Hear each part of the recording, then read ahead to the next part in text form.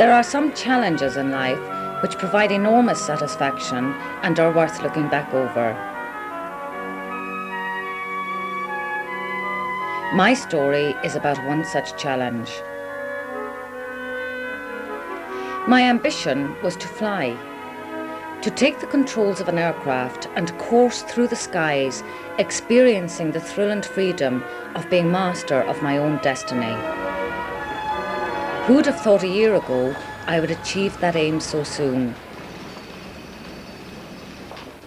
For as long as I can remember, I had always wanted to sit in an aircraft, turn the key, watch those propellers whizzing round, and be in control when that great machine took off to the skies.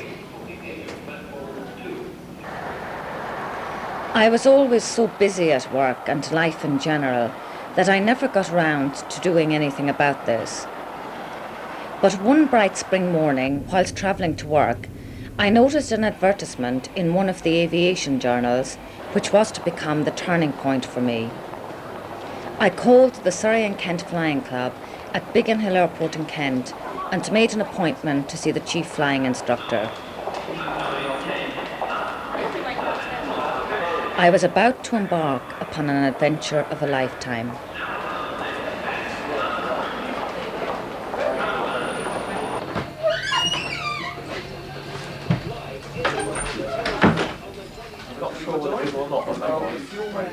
Hello, I'm Anne Blackburn. I'm starting my PPL training and my first lesson is today. If you'd like to hang on a moment, I'll get David for you. Thank you very much. You better have Charlie Romeo's keys. Hello. Nice to meet you. Guys, if you sit down, we'll have a chat about what we're going to do. Okay, fine. Thank you.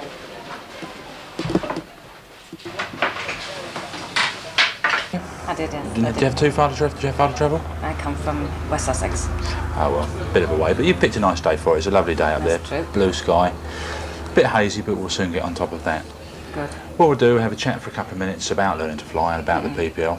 And when we've done that, we'll go out to the airplane, have a look around the airplane, go through some of the preliminary checks that we always go through. Get into the airplane, I'll demonstrate what the controls do, talk about the controls on the ground and what some of the instruments do. Have you ever done anything like this before? Flying light airplanes? No, I haven't actually flown myself. I've been an air hostess, but I've never taken the controls. But you never ever sat there and driven it? No. Okay, what made you decide to have a go at this then? Oh, another exciting Is this something thing you in my always life. Just fancied something that I doing? really want to do now. Okay. And I've got time to do it. And you feel quite happy about going up there and having a go, Yes, yeah? yes, It's yes, good fun. indeed. You'll be surprised how easy it is and how quickly you've come to terms with how easy it is to fly an airplane. Good. And half an hour's time, you'll see for yourself how easy it is. I must admit, I do have one fear. I'm a dreadful navigator. Oh, that's no problem at all. So when about halfway through the PPL course, we'll actually start doing navigating. The first part of the course is all just the general handling of the airplane. Right. About halfway through, we start actually talking about navigation. And you'll realise then how really easy and straightforward it is. But maybe you could just tell me, how long does it take to achieve the PPL? Okay, it's all based over a minimum of 40 hours, as explained in that information pack. Now, the time span that you spend doing it is totally flexible. You can do one lesson a week, two lessons a week, one lesson a month if you really wanted to. Might take you a little bit longer, of course, if you only do it once a month. Ideal would probably be 2 lessons a week. Right. And if you do it 2 lessons a week, it's starting now, end of May, you'd be looking to probably finish by the end of summer, end of July, beginning of August. Right. But it is completely flexible. Hey, if you're ready, if you've got no other questions, No. That's right, fine. let's go flying them. Get some headsets and we'll go. Great. Okay? Yeah, super. After our introduction, David became my instructor for the course. Yeah, my turn. Lots of questions had to be asked on that first visit because my knowledge of the course was very limited. Okay, it's the first time you've been up in a light airplane, yeah? My main concern was my lack of navigational skills, but I soon learned that I was lazy rather than lacking in this respect. However, I was pleased to have initial discussions about aspects of safety which were a priority to both David and myself, and was comfortable about being informed prior to my first trial lesson about the external pre-flight checks. Although I did retain a certain amount of this information after my first lesson, much of it went out the window due to excitement and apprehension. The propeller, start at the front of the aeroplane.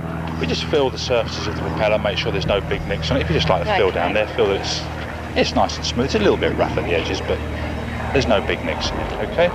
Okay, so what's the And just check that all the nuts and bolts are in there. We're checking that. If there's big nicks in it, it decreases the efficiency of the propeller. Right. Okay, so we check that, and we check that in fact down both sides. Right. Okay. Right, next we go and check the fuel, make sure we've got enough fuel for flight, and check that the fuel is of the right type. It's 2 tanks.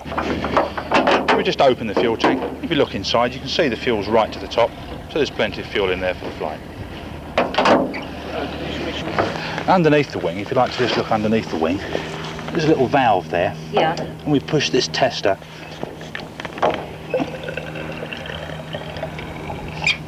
fill it up with fuel like that, and you can see the colours are nice clear blue. That's the colour the fuel should be. Right. We're also checking for water droplets in the bottom or any sediment, and it's all clean and all clear. Right. And it's the right colour. Okay. Okay. Open the door for you. Then there's a step there, a step up onto the wing. Right. And sit yourself in. Are you in the right or the left? I'm going to go around the other side and join you.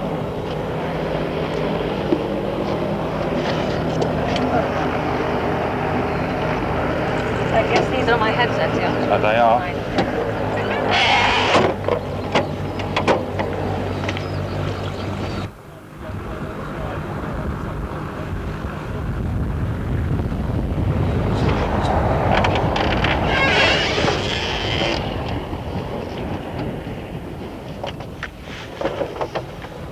So this is it. It's just like a car, David. Just like exactly like a car. Seat forward, etc. Yep. Pedals on the floor. We use the pedals on the ground. We steer the aeroplane on the ground. If you like, put your feet on the pedals. Right. Okay. Right. Using the bottoms of the pedals. That's just on the ground, of yeah, course. and in the air it works the rudder. So we also use them in the pedals in the air. All right. Okay. Right. Also got the control yoke. Comes out. Goes back. Goes left. It goes right. Yeah. We move the yoke to the left. If you look out to the end of the wing, Yeah. you see that bit at the end of the wing moving. Right. It's called the aileron. Down and up. It goes out and it goes back in. When we're flying normally, being about this position, Yeah. if we ease it back in, and again it's not big movements, a little bit of forward pressure, and we'll see the nose will dip below the horizon.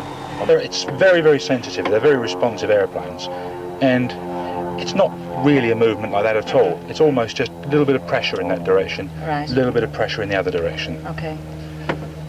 We close the doors and start the engine up to go flying. We'll have a quick look at the instruments that are in front of you.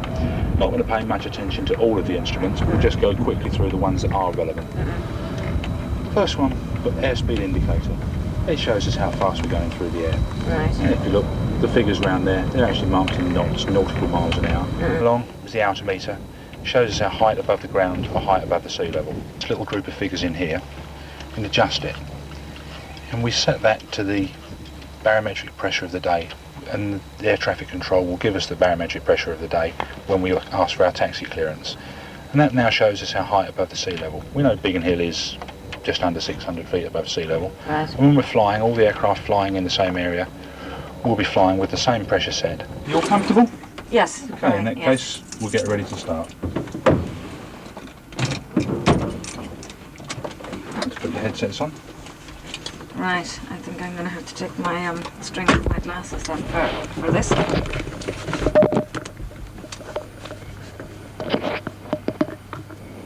Okay. Yeah. Fine.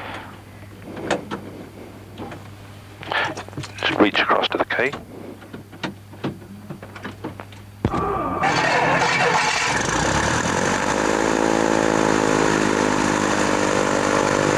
The engine's all running now, we're all ready to go. What we'll do, we'll call up, get the weather on the tower, then call up for our clearance. Runway 21, surface wind 180 degrees, 15 gusting 25 knots.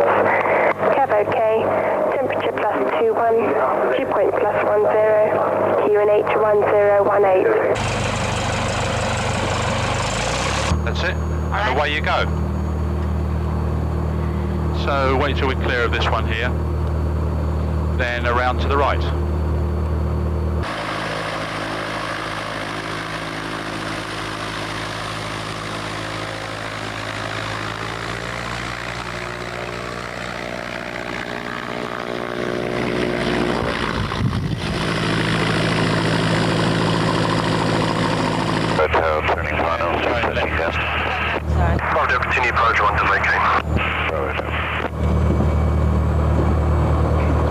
over that way so he can come past us that side. Biggin Hill approach, call Bravo Echo, Bravo Echo. Bravo Echo, stand by. Bravo Hotel, land after all, make clearance to roll. Surface wind is 1205.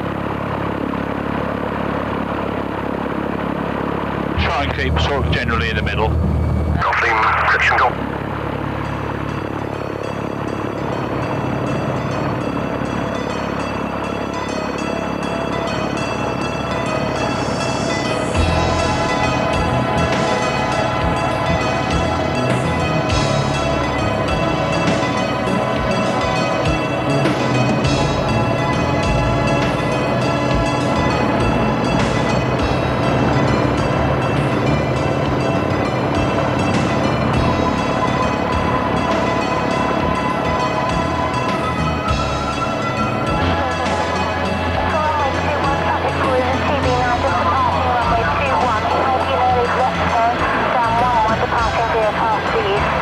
And away we go.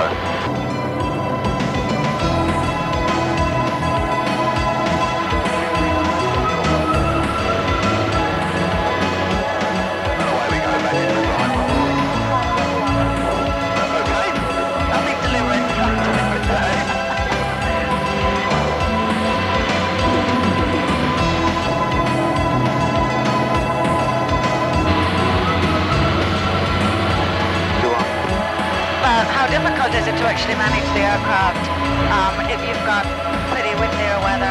It's bumpier. You've got to work a little bit harder. Let's start and climb again, see if we can get right out on top of this lot.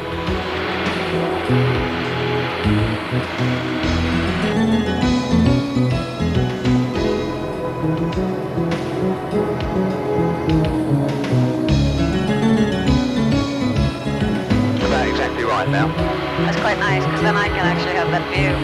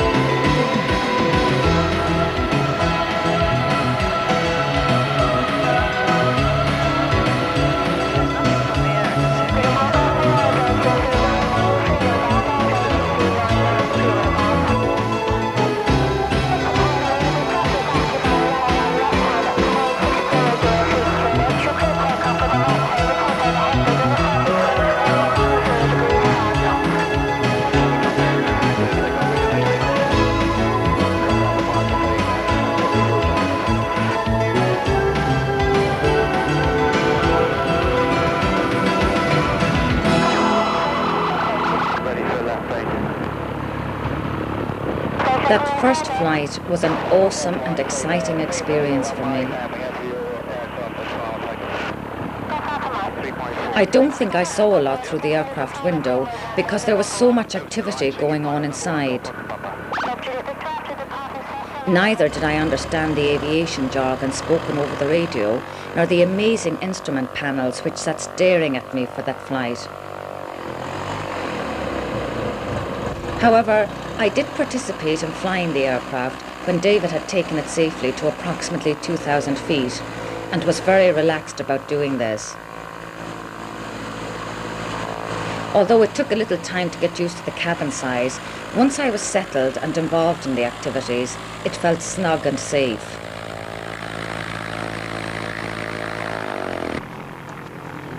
On getting out of the aircraft after that flight, I felt elated, excited, and wanted more.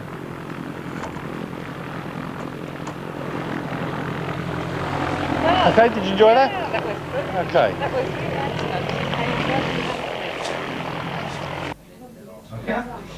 Enjoyed that, then? Yes. Slightly different experience to what you expected, I imagine, yeah? Let's take a seat and have a chat about what we've just done. Okay. Right. Okay, so you've decided you're going to carry on and learn to fly. Yes, of course. Okay, in a minute I'll give you the whole set of these books. Now, take these home, and what we're going to do next week, first part of the book, is generally about the aeroplane. We're going to start looking from section 4 onwards. Okay, so what we'll do next week is look properly at the effects of controls. So all the controls, as I said briefly earlier on, have got a first effect, a second effect and a further effect. So we'll be looking at that, and that'll be the first lesson.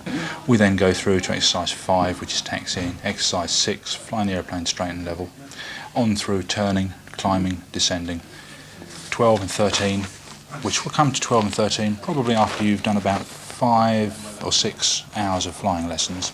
12 and 13 is all to do with flying the circuit, taking off, flying around the back of the airfield, coming into land. Move on through, right the way through to navigation at exercise 18. Your favourite subject? My favourite subject, yes. After my first trial lesson, I was more determined than ever to continue my flying training and to achieve my private pilot's licence. Getting back into normal life was difficult, and other forms of transport dimmed in comparison to my world of flying.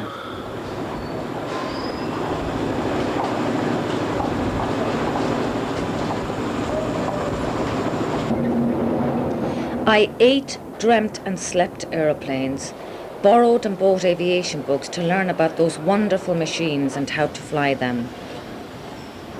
I started my training on a TB9, therefore I obviously acquired as much information about that particular aircraft type as I could.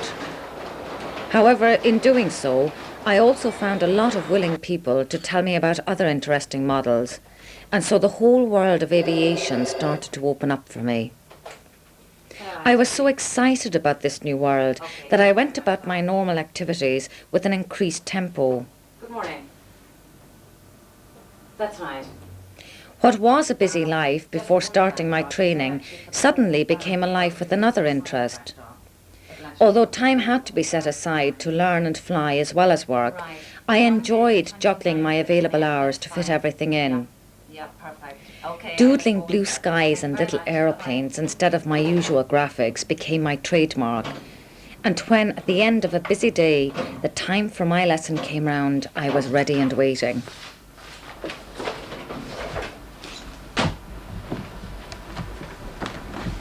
Going back to the club provided me with an informal and cheerful atmosphere far removed from my serious world of work. The time spent travelling between home, work and the club was put to good use for revising or acquiring further information, or even at times sleeping. It gave me an opportunity to wind down from one world and prepare for the next. There was always great activity at Surrey and Kent, which appealed to my love of bustle and involvement. People discussing and planning routes who taught me not to fear the subject as I did, and who helped me to overcome my laziness in this area.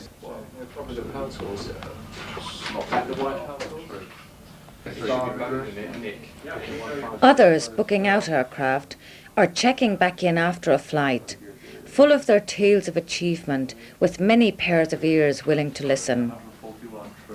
Instructors always seem to be available to discuss informally a student's query, or perhaps just the weather.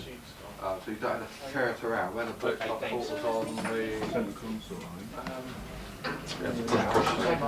Safety information was always displayed, so that all pilots and student pilots were kept abreast of CAA notices and bulletins. Flying events were promoted well, and a constant means of learning for me as a student, and the staff worked very hard at setting up social events to appeal to all tastes. The club seemed to provide just about everything a pilot would need, including an atmosphere which promoted fun learning. And I turned back. But then I said, well, okay, you've got to think that you can make the whole trip and turn it behind again. As my reading and practical instruction progressed, I was soon able to carry out the pre-flight checks myself, although in the early days these were always carefully monitored by David.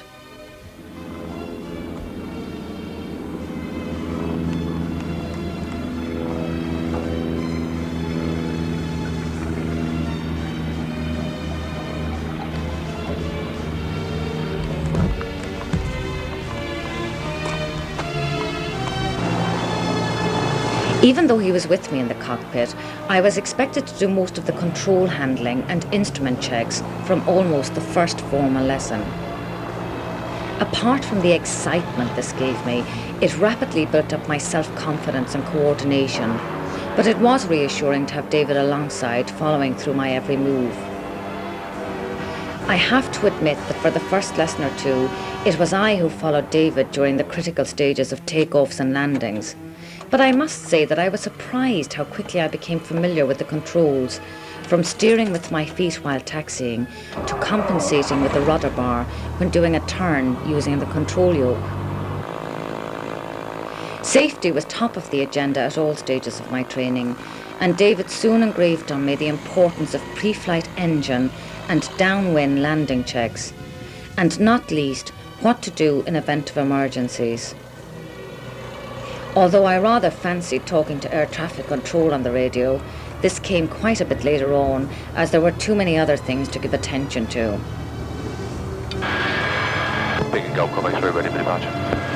Golf Golf X-ray, clear takeoff, left turn past 50 miles, call past Biggin 7 X, 120 degrees, 12 knots. Clear takeoff, left at 2, call 7 X, Golf Golf X-ray.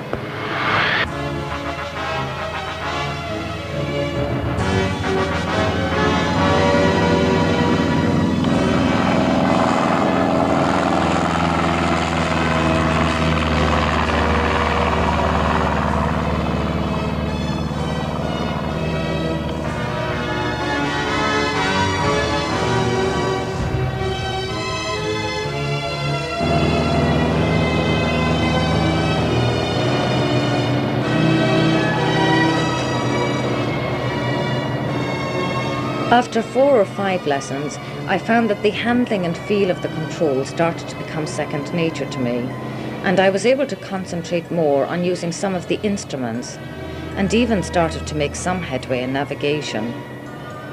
Soon I was in full control of my own takeoffs and landings, and it was a thrill to see, out of the corner of my eye, that David's hands were well clear of the control column.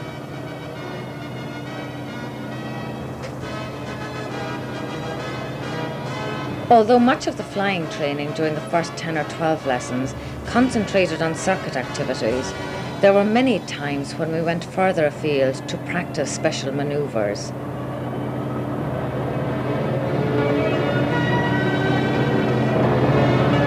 On these occasions, I was able to relive the wonderful freedom afforded by the third dimension of flying, and could view well-known landmarks from privileged angles, even to the extent of a flyby over the main runway at Gatwick Airport.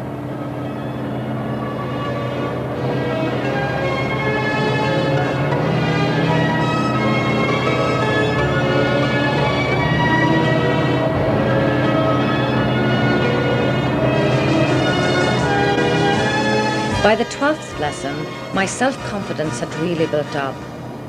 I was able to take much of the routines in my stride, and having lost my initial nervousness, I felt more and more that I was the one in control, even to the point of using the radio. David seemed pleased with my progress and became almost a passenger. At the end of this particular lesson, I think I made the best approach and landing I had ever done, and I remember thinking this to myself whilst taxiing back to the apron. David unusually didn't compliment me, and on our way back was strangely silent and thoughtful.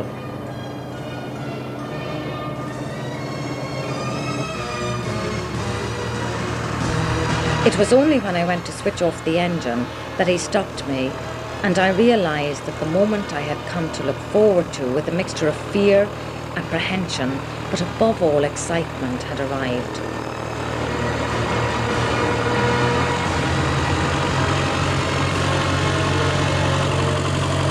It was a moment I shall remember every detail of for the rest of my life.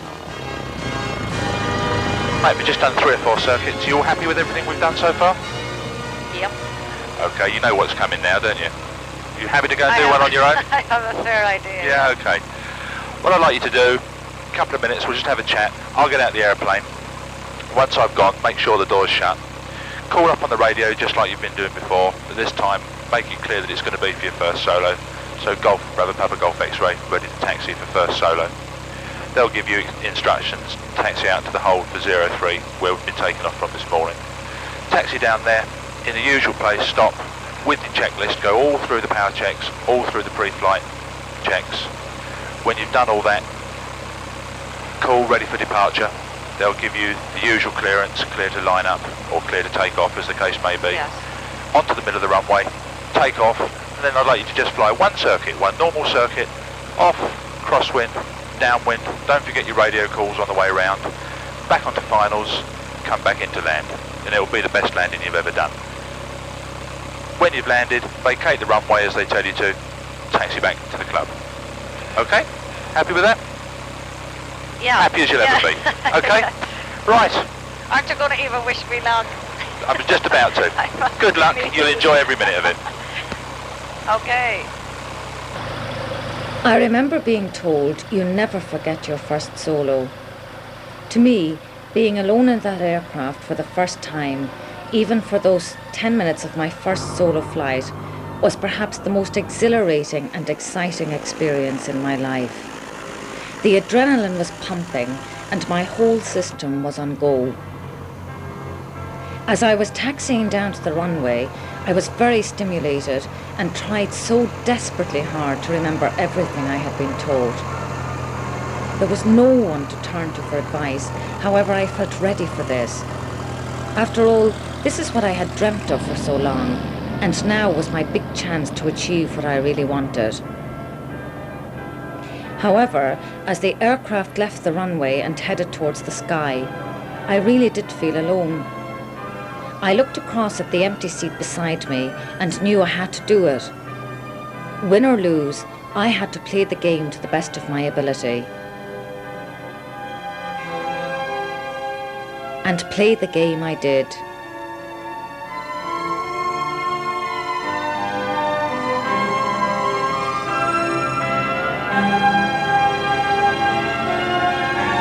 With no time to think about what I had been taught to do, I automatically went through the motions of lifting that great machine into the sky, controlling it whilst in the circuit, and in no time at all, landing it securely back on the ground.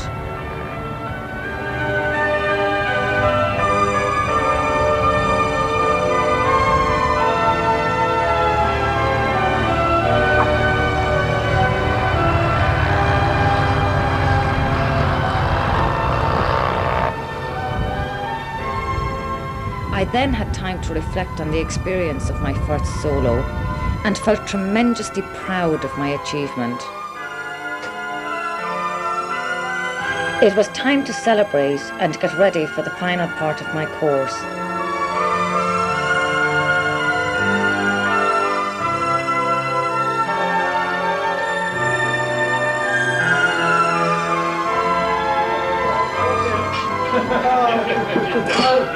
Here she comes.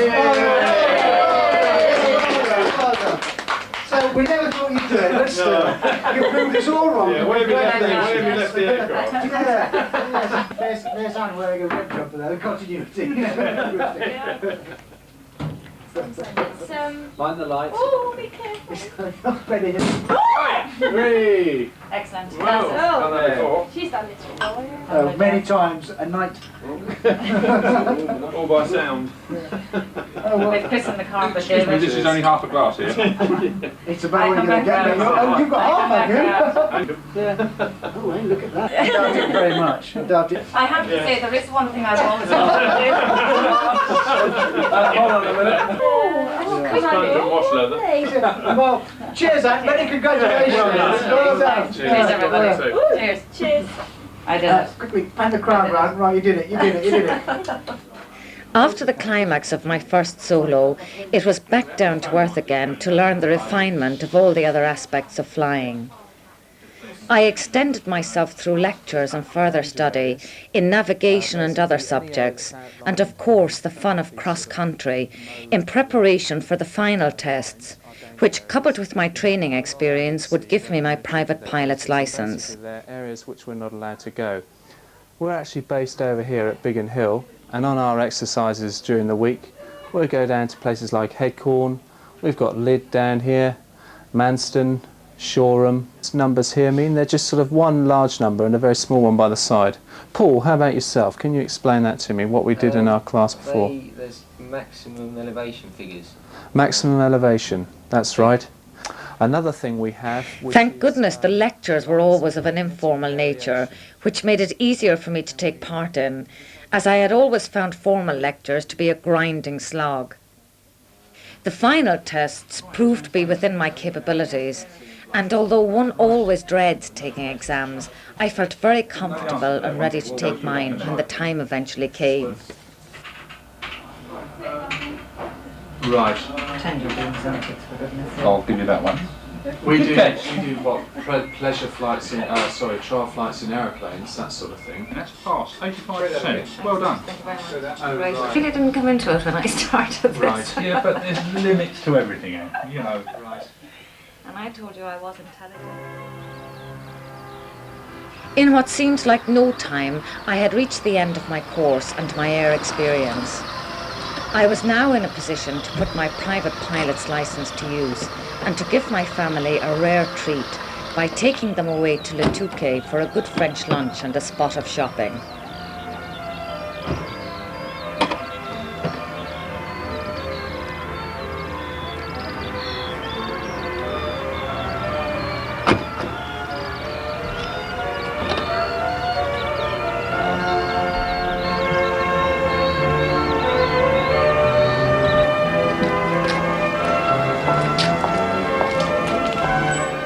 The time I had spent working towards my ambition was worth every minute when my 3.5-year-old son asked with great admiration in his voice, "Mummy, are you able to drive this big plane?"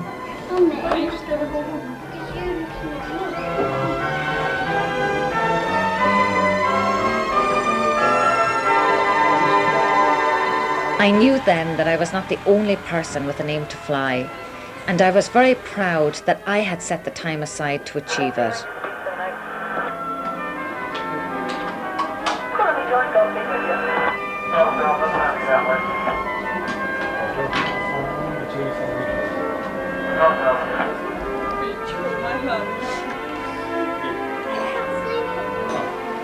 Having my PPL now means that I have transport options available that I did not have in the past. And whether it is a family treat or a business trip, I have a choice in how to get there.